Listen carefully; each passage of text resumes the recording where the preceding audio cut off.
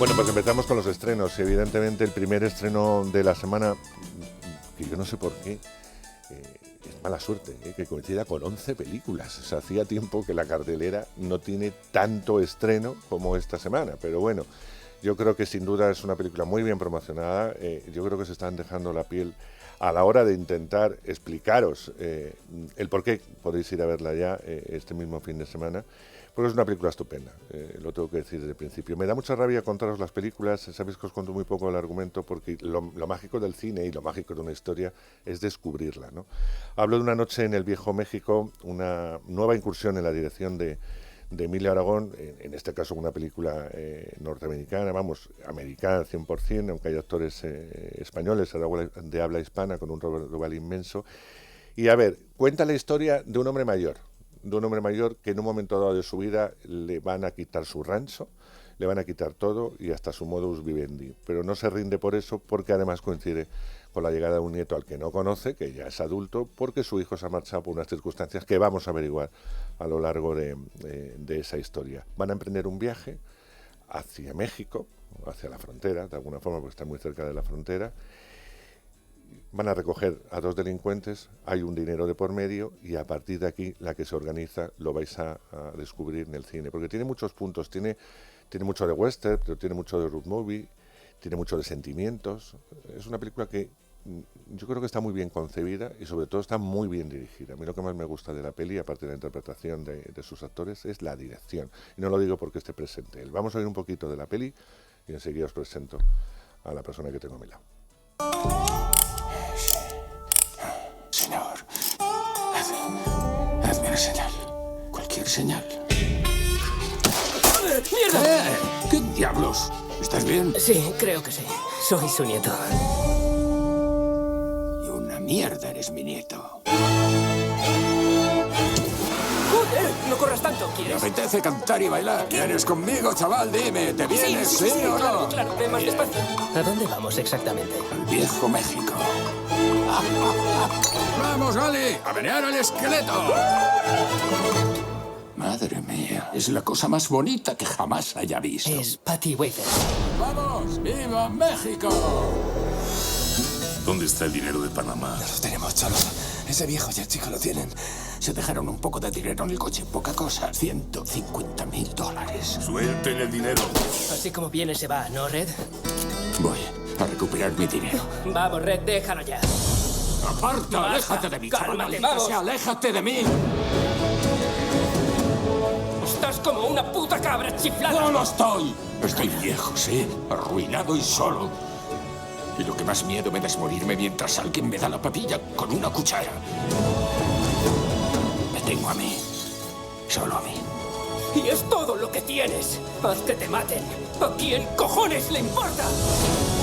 Solo intenta esconder un corazón roto tras tanta mierda. Tú tienes el dinero, ¿verdad? Bueno, pues esto es un avance. Siempre que se pone un tráiler sabéis un poquito de qué va a ir la película. Emilio Aragón, es un placer tenerte a mi lado. El Buenas placer es noches. mío, Andrés. Buenas noches. Hacía mucho que no hablaba contigo porque estaba a punto de, cuando hiciste la música de Blancanieves, estar ahí, pero al final, bueno, por desarreglo no pude estar. Pero sí estuve en la presentación de una película estupenda que a mí me gustó muchísimo, me conmocionó mucho, que fue tu anterior peli, Pájaros, además con unos actores en estado de gracia. Y de nuevo nos vuelves con una peli que ni pensabas que la ibas a hacer. Son estas Exacto. circunstancias de la vida, retos que tanto te gustan y que de pronto dices, sí, vamos adelante con ella, con todos los miedos del mundo. Y al final has dicho, y ahora hablaremos más de Una noche en el Viejo México, has dicho, ha sido fundamentalmente, y lo has comentado en muchas entrevistas, un viaje apasionante. Apasionante. Lo que le pasa al personaje en la película me ha pasado a mí en la vida real. O sea, aquello de las oportunidades que te puede brindar la vida. Aquello de soñar, que el personaje que interpreta Angie Cepeda, Patty Wafers, ella comenta en un momento de la película, mi madre me decía que aquello que tú estás buscando puede que también te esté buscando a ti en algún momento, ¿no? En alguna esquina, en algún lugar de tu vida. Y ¿quién me iba a decir a mí que yo iba a dirigir en Estados Unidos en inglés y a Robert Duvall? Pues la culpable fue Pájaros de papel, y Pájaros fue, después de proyectarse en Los Ángeles, me vinieron a ver, me ofrecieron el guión, estuvimos en conversaciones Y ya a partir de ahí ya vino lo demás, lo de conocer a Duvall. Que aquí sí que siempre, últimamente me detengo para aclarar una cosa, y es que, claro, la gente dice, no, tú aceptaste la película porque era Duvall y tal. No, o sea, yo en estos momentos de mi vida, yo tengo 55 años, decidí dar el paso desde hace unos 8 o 9 años hacia el mundo de la dirección, del papel en blanco, de escribir, de componer banda sonora y de dirigir. Y yo lo que sí tenía muy claro, y eso se lo comenté a los americanos, era que yo primero quería conocer a Robert Duvall, quería conocer al guionista, y si había sintonía, entonces sí que me embarcaba. Tuve la fortuna de sentarme con Duvall y pasar todo un día en su casa, un día espléndido, yendo en su coche a comer y hablando de cine, hablando de gastronomía, hasta de Messi, de Cristiano Ronaldo, en fin.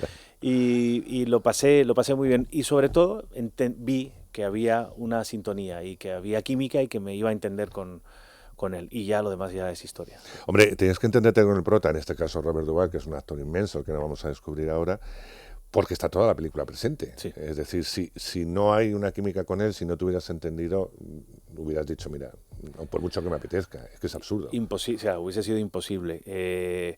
Afortunadamente, todo lo que nosotros hablamos, porque luego ya continué teniendo reuniones y charlas con él, todo ese trabajo importante de focalizar de alguna manera qué película queríamos contar, y cómo era su personaje, todo eso fue un trabajo previo que fue fundamental.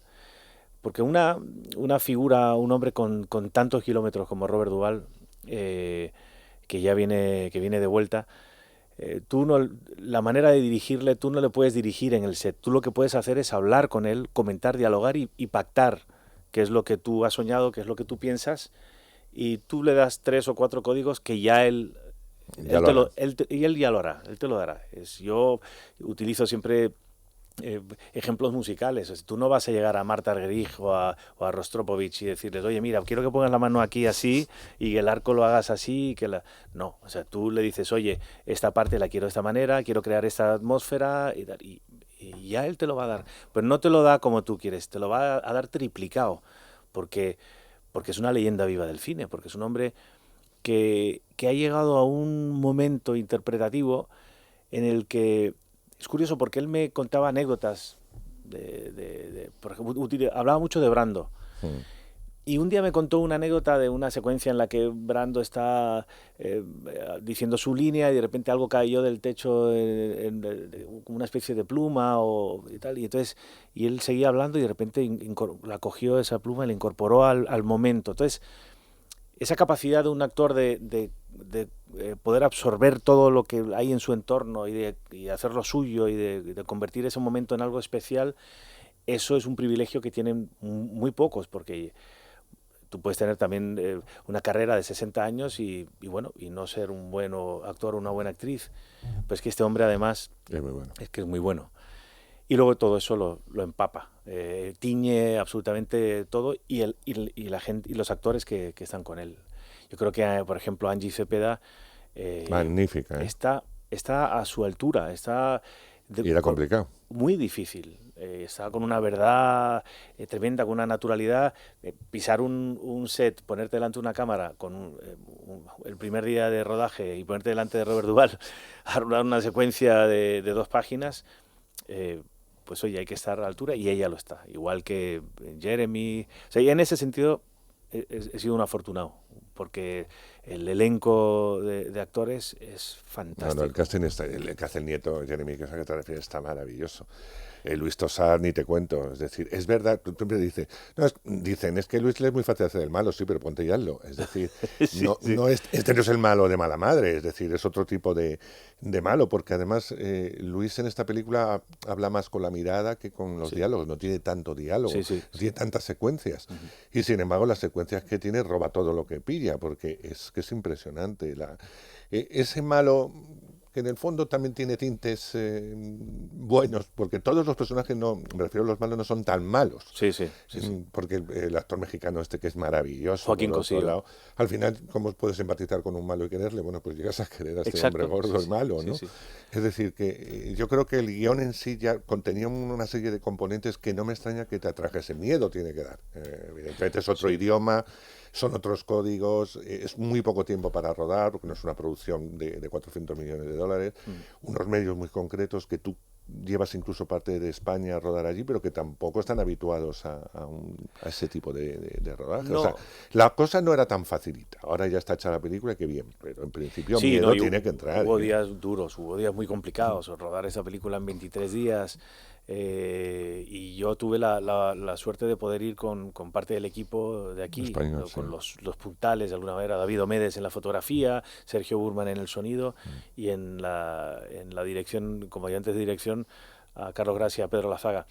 Y aparte de un pequeño grupo de producción, pero los que estábamos ahí en la infantería, de alguna manera fue fundamental porque rodar esta historia en 23 días en la frontera, en esas condiciones, con un calor tremendo y tal, solo se puede hacer si te gusta esto y si lo quieres hacer. Claro. Y ese era el caso de todos los actores que aceptaron hacer esta película, bueno, pues por unos sueldos y unos cachés que son Muy bajos. muy bajos e imposibles. Ellos leyeron el guión y dijeron, sí, queremos hacer esto.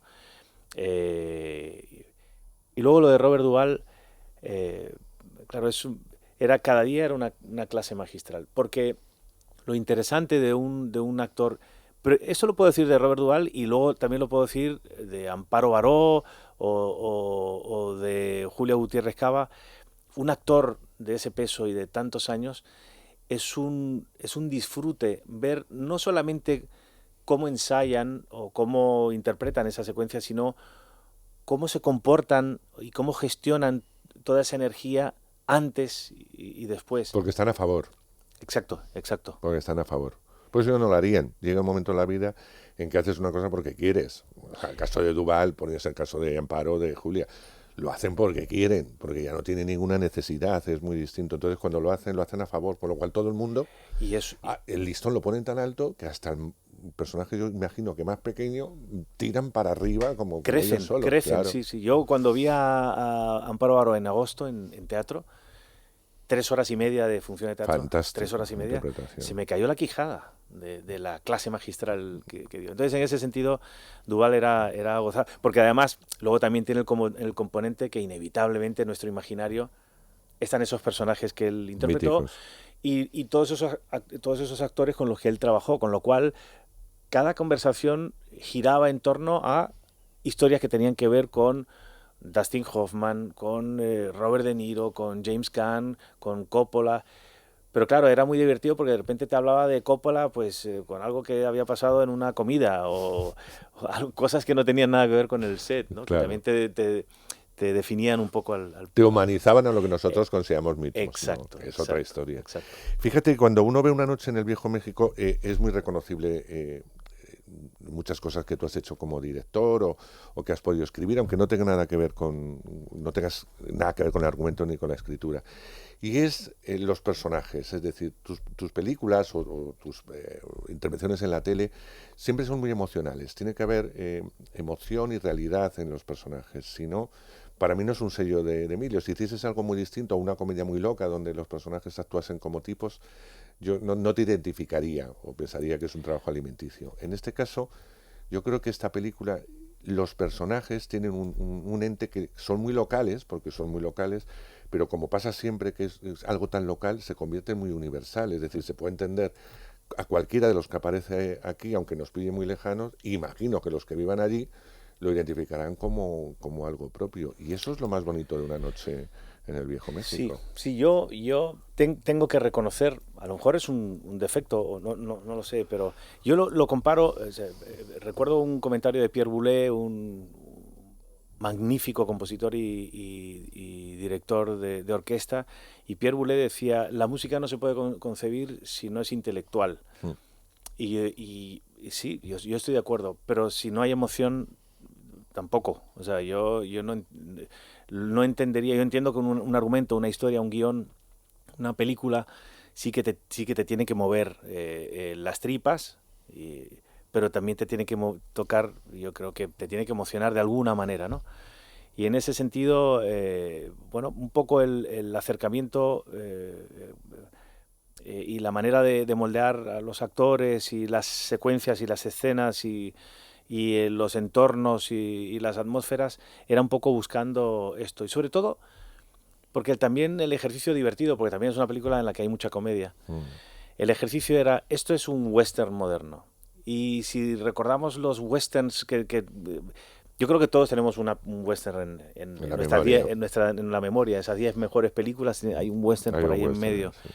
Y en el western hay un duelo, hay un malo que el bueno siempre logra esquivar con muy buena cintura. Una chica a la que salvar. Una chica, o que se redime. Exacto, todo esto de alguna manera, que es un clásico del western, está ahí trufado, sí. Ahí está de alguna manera en medio. Y bueno, yo creo que el trabajo que hizo Whitleaf, adaptó la Tormenta Perfecta, adaptó Leyendas de Pasión, y ese es un guión suyo, es un guión que llevaba muchos años, y que yo entiendo que Robert Duvall se enamorara del personaje porque toca muchos palos, y para un actor es un bombón, porque el personaje es un cascarrabias tremendo, es un tío enfrentado con el mundo en el que no acepta que haber perdido la guerra, y el tío dice, no, la guerra la puedo haber perdido, pero esta última batalla, esta es mía, y esta última cabalgada la voy a hacer yo, solo, y yo decido, ¿no? Entonces, entiendo que se hubiese enamorado pues hace como unos 20 años del personaje. Y a mí cuando me dijeron, oye, que es Duvall, claro, es que tú coges el guión, tú coges este guión, y es un ejercicio divertido hacerlo. Y yo creo que no solamente con esta película, sino con cualquier otra. Tú dices, vamos a coger 5 nombres, ya que íbamos a rodar en Estados Unidos, cojamos este personaje y pensemos cómo lo haría Harrison Ford. Y cierra los ojos y te imaginas secuencias. Y vamos a imaginar cómo lo hubiese hecho Kevin Kline. Yo creo que este papel estaba de alguna manera hecho a medida para un actor con el perfil de Robert Duvall. Es que si no es complicado. No digo que nombres como los que has dicho lo hubieran hecho mal, pero hubiera sido otra película. Exacto. Hubiera sido otra película. Fíjate que es una peli en donde uno empatiza muy rápidamente con una historia que ocurre en muy poco tiempo. Me refiero ¿sí? De espacio-tiempo, es muy poco lo que ocurre ahí. Y te tienes que creer la entrega de esa chica, el cambio del nieto, el proceso que el personaje de Duvall va a tener en ese tiempo de retroceso. Todos esos viajes interiores que hacen. Todos esos viajes interiores, y eso ocurre en unas horas, y eso lo tienes que vivir muy apasionadamente y ser creíble, que yo creo que es la baza que tú comentabas del guión.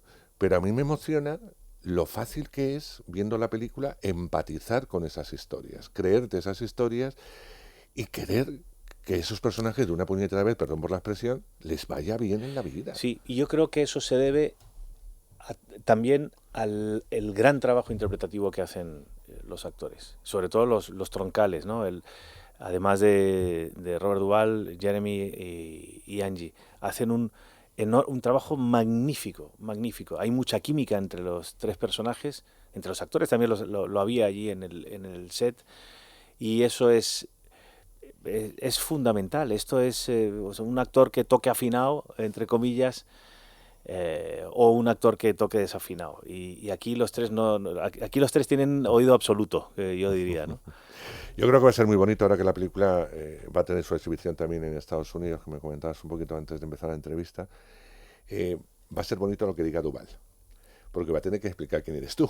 Es decir, y cómo se enfrenta, ¿no? Yo creo que para ti va a ser una promoción muy distinta a la que has vivido en España, donde de alguna forma tú has sido la estrella, entre comillas, sí. y allí va a ser Duvall. Y Duvall va a tener que hablar de ti porque le pregunta, bueno, ¿y tú por qué te pones en manos de este señor? ¿Quién es este señor? Ya he tenido la suerte, este sí, señor, ¿no? Sabes que hicimos South by Southwest, el festival, y ahí tuvimos que hacer una promoción y estuvimos 2 o 3 días encerrados en un hotel y bueno, claro, sí, tú siempre estás expectante a ver qué es lo que él va a decir. Y lo que dijo me gustó mucho porque eso fue lo que yo intenté hacer, dialogar mucho. Y él y él decía, hay dos tipos de directores. Nosotros, él le comentaba a un periodista, los actores siempre comentamos, ¿qué tal el director? Y entonces tenemos dos respuestas. ¿Te deja hacer o no te deja hacer? Y dice, y Emilio entra dentro de los que te dejan hacer. O sea que, en ese sentido, ese trabajo de diálogo a mí me parece fundamental. Fundamental, porque un actor tiene muchas cosas que traer al personaje y que decir y que aportar. Y ya no solamente él, yo creo que uno a la hora de estar en un plató, yo creo que tienes que ser lo suficientemente generoso como para abrirte de orejas, y escuchar y entender que esto es un trabajo en equipo y que hay muchas cosas que pueden decirte cosas muy, muy, muy interesantes y que tú, si estás atento, puedes a lo mejor vampirizar, ¿no? y traerlas a un buen sitio, ¿no? Yo creo que sí, que ha sido un viaje estupendo. Y que todavía no ha acabado, afortunadamente. Lo que no es muy normal, Emilio, es que se tarde tanto tiempo en rodar una película. Es decir, que tus proyectos puedan ver la luz. Es que estabas preparando dos, que tienes dos, que todavía no te has decidido mucho, para iniciar ahora, cuando acabe un poco el viaje de una noche en el viejo México, que es lo más pesado, imagino, lo que es buscar otra vez producción, Sí. Que una tele esté interesada, porque si no es imposible meterte en una película. Todo ese proceso que es larguísimo, complicado y horroroso para los que os gusta contar historias, hay que iniciarlo, porque si no te puedes tirar otros 4 o 5 años sin hacer cine. Y no me gustaría no te llega otro señor que dice, a lo mejor les gusta mucho una noche, espero que sí, en el viejo México, y te mandan guiones de fuera y te dedicas a hacer cine fuera. Pero que de hecho me lo han ofrecido, pero he dicho que no por ahora, porque me apetece contar tu historia. Sí, exacto. Contar tu historia. Y hay un guión terminado y hay otras 2 medio historias que están ahí.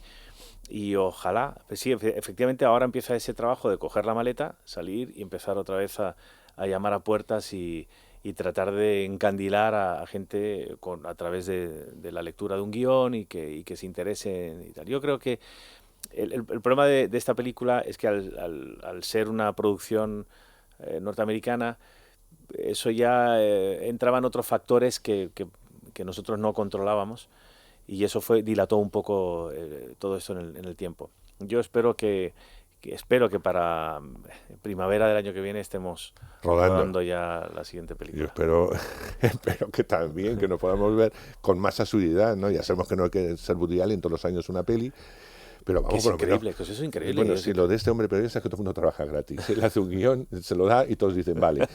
Se produce con muy poquito dinero y adelante, ¿no? Sí. Sabes que es sorprendente. Que él funciona de una forma que no funciona ningún otro director en ningún otro país del mundo. Tiene a su disposición absolutamente todo. Y los periodistas somos tan puñeteros también, que cuando uno está metido en el mundo del cine y además te gusta mucho en la composición para otros, etcétera, pues te preguntamos por la tele. Es que cada vez que vemos a Emilio hay que preguntarle por la tele. Y a mí me da mucha rabia, pero es verdad que al hilo de lo que has dicho otros compañeros, que te estás dejando tentar de nuevo para volver a la ficción televisiva, y por qué no a volverte a poner delante de una cámara televisiva, pues me veo obligado a preguntártelo, pero pues que hay mucha gente que desea verte en tele. O sea, pero los periodistas, cuando estamos en cine te preguntamos por la tele, y cuando estés en la tele te preguntaremos por la película. O sea, es una cosa bastante habitual. Pero bueno, como te lo han preguntado todos y has hablado, sí me interesaría saber, ¿el tentar significa que te apetece? Yo creo que se está haciendo muy buena ficción en España, verdad, y a mí me gustaría sumarme a este momento.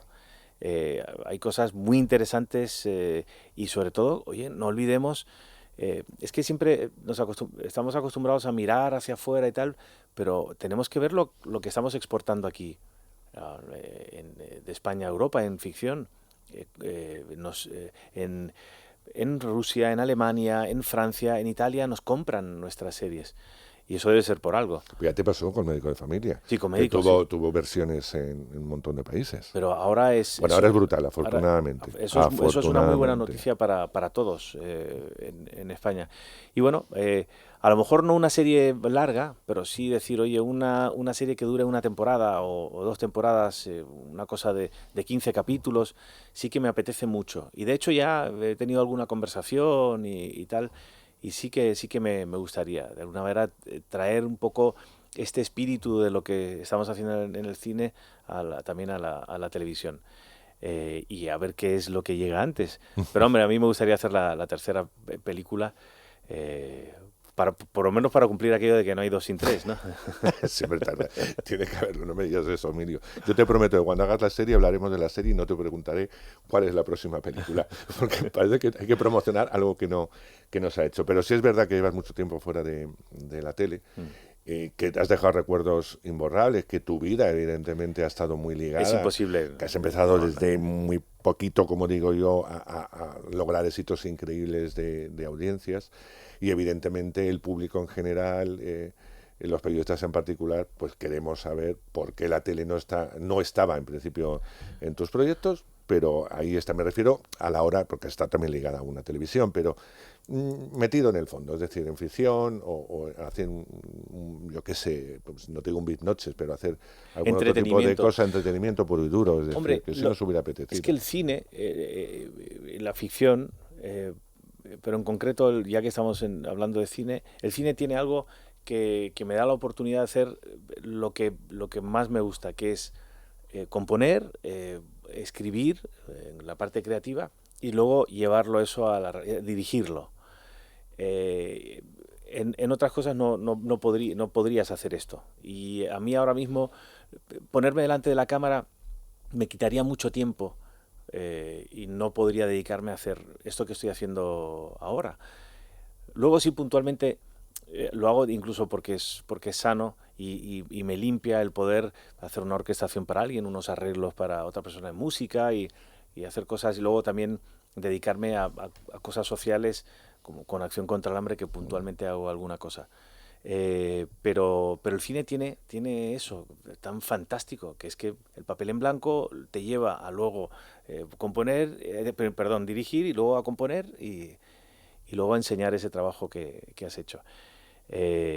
Ahora, uno de los guiones que tengo, es curioso porque Fernando Castells y yo escribimos un guión que la idea gira en torno al perdón, como fue un poco el detonante de toda la historia.